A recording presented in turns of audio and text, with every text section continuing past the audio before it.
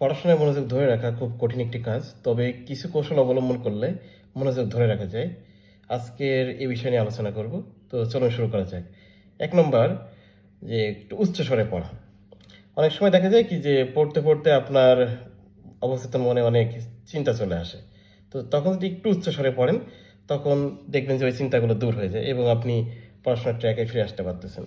২ নম্বর, যে আপনি হাতের নাগালে পানির বোতল রাখবেন। পড়ার মধ্যে প্রচুর তৃষ্ণা লাগে অনেক সময়।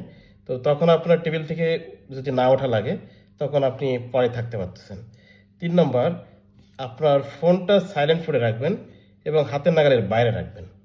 অনেক সময় আমাদের একটু ফেসবুকে ঢুকতে মন চায় বা ইউটিউবে ঢুকতে বা কেউ কল দিল কিনা। তো এই সকল যে অযাচিত ফোন বা এই ডিস্ট্রাকশনগুলো কমানোর জন্য ফোনটা যদি দূরে রাখেন, তখন আপনার এটা হাতে নেওয়া লাগতেছে না এবং পড়ে থাকতে পারতেছেন। ৪ নাম্বার, যে আপনি কিছু স্ন্যাক্স রাখবেন। পড়তে প্রচুর এনার্জি লাগে। অনেক সময় ক্ষুধা লেগে যায়। তো তখন যদি আপনি হালকা স্ন্যাক্স যেমন খেজুর বা বিস্কিট বা কোনো ড্রাই ফ্রুটস এরকম খেতে পারেন, তখন একটু ইমিডিয়েট এনার্জি পাবেন আরকি। ৫ নাম্বার, যে পড়ার শান্ত পরিবেশ রাখা।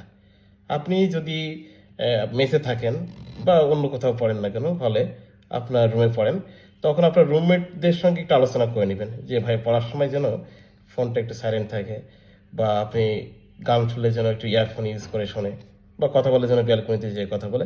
এই বিষয়গুলো আপনি আগে আলোচনা করে নেবেন। ৬ নম্বর হলো কার্যকর বিরতি নেওয়া।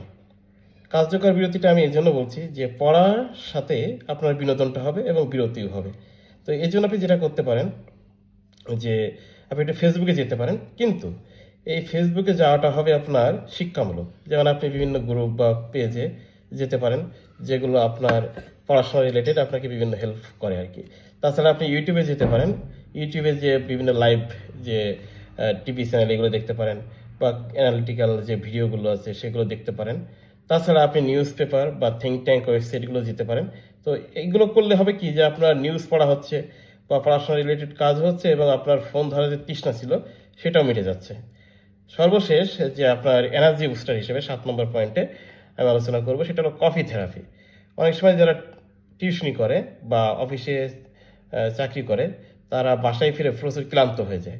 এ সময় যেটা করতে পারেন সেটা হলো ১ প্যাক 3 in 1 কফি এবং ১ চামচ র কফি।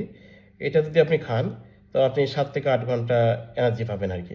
তবে খেয়াল রাখবেন, অনেকের ক্ষেত্রে সেনসিটিভিটি থাকে। তো আপনার কফির জন্য যদি সেনসিটিভিটি থাকে, সেই ক্ষেত্রে একটু সতর্কতা অবলম্বন করবেন। তো আজকে ছিল এই যে প্যাসিভ ডিস্ট্রাকশন কমানোর বা মনোযোগ ধরে রাখার যে উপায়গুলো। আশা করি এই ভিডিওটি আপনাদের উপকারে লাগবে। ধন্যবাদ।